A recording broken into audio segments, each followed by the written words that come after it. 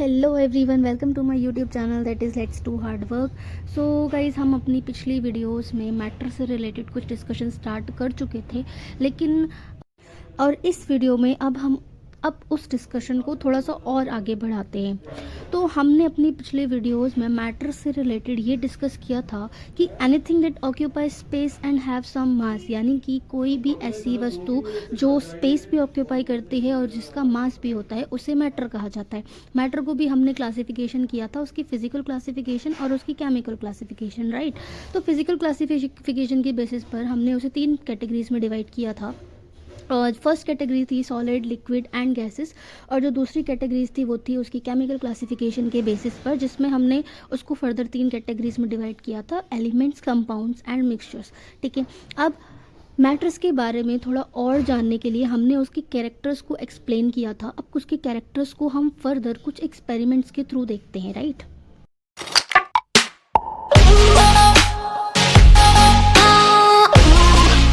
So let's get started guys. तो हमने अपनी पिछली वीडियो में ये डिस्कस किया था कि मैटर्स जो होते हैं वो पार्टिकल्स से बने हुए रहते हैं, और पार्टिकल्स के कुछ कैरेक्टरिस्टिक्स हमने डिस्कस किए थे, जिसमें हमने सबसे पहला कैरेक्टरिस्टिक डिस्कस किया था कि matter is made up of extremely small particles. Matter जो है वो बहुत ही छोटे छोटे पार्टिकल्स से मिलकर बने हुए रहते हैं।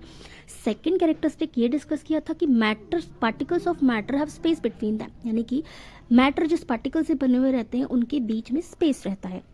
थर्ड, हमने ये डिस्कस किया था कि पार्टिकल्स मैटर जो होते हैं वो कॉन्स्टेंटली एक दूसरे की तरफ मूव करते रहते हैं।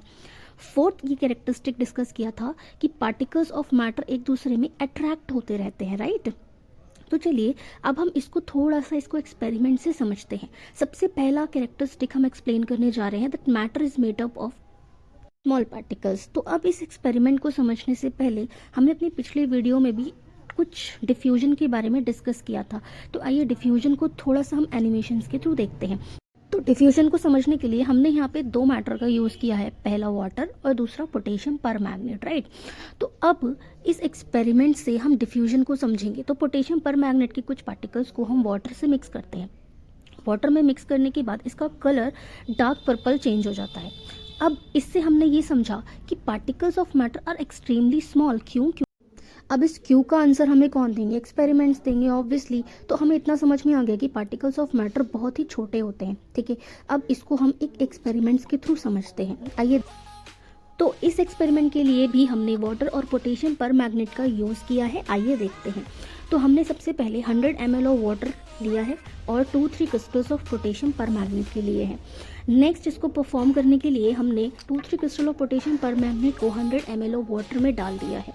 अब जैसे ही हमने इन क्रिस्टल्स को इस वाटर में ऐड किया है और हम इसे डिज़ोल्व करेंगे, तो डिज़ोल्व करने के बाद हमें इसमें एक purple colour, dark purple colour appear होगा। अब हमें जो ये डीप पर्पल कलर का सोल्यूशन मिला है, इस सोल्यूशन को हम 10 ml की टेस्ट ट्यूब में डालेंगे।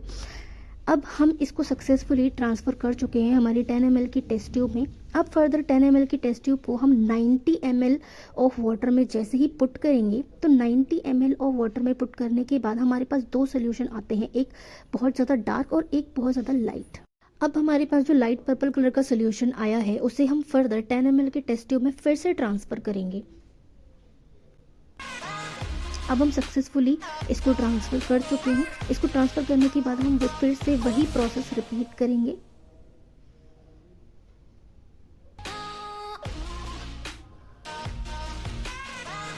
तो इस प्रोसेस को रिपीट करने के बाद हमने देखा कि हमारे पास बहुत ही ज़्यादा लाइट कलर सोल्यूशन अपीयर हो चुका है। तो अब हमारे पास यहाँ पे 3 सोल्यूशन जो हैं वो यहाँ पे आ चुके हैं, एक बहुत ज़्यादा डार्क, एक बहुत ज़्यादा लाइट और एक उससे भी लाइट। तो इससे हमें ये चीज़ समझ में आई कि हर पोटेशियम परमैंगनेट का क्रिस्टल अपने आप में ही बहुत मिलियंस ऑफ पार्टिकल्स से बना हुआ है। आइए अब हम पार्टिकल्स का नेक्स्ट कैरेक्टरिस्टिक समझते हैं एक्सपेरिमेंट्स के थ्रू।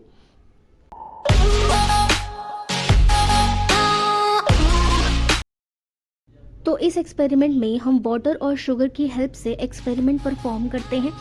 इस एक्सपेरिमेंट के अंदर हम सबसे पहले वाटर लेवल को मार्क करेंगे। अब जैसे कि हमें पता है कि वाटर भी एक काइंड का मैटर है जो कि बहुत सारे मिलियंस ऑफ पार्टिकल्स से मिलकर बना हुआ है। अब हम अपना एक्सपेरिमेंट परफॉर्म करते हैं। तो हमने यहाँ पर 50 ग्राम ऑफ शुगर का यूज़ किया है। इस शुगर को हम इस वाटर के अंदर कुछ क्रिस्टल्स को पुट करेंगे और पुट करने के बाद हम नोटिस करेंगे कि क्या हमारे वाटर लेवल जो हमने मार्क किया है वो क्या राइज होता है या नहीं।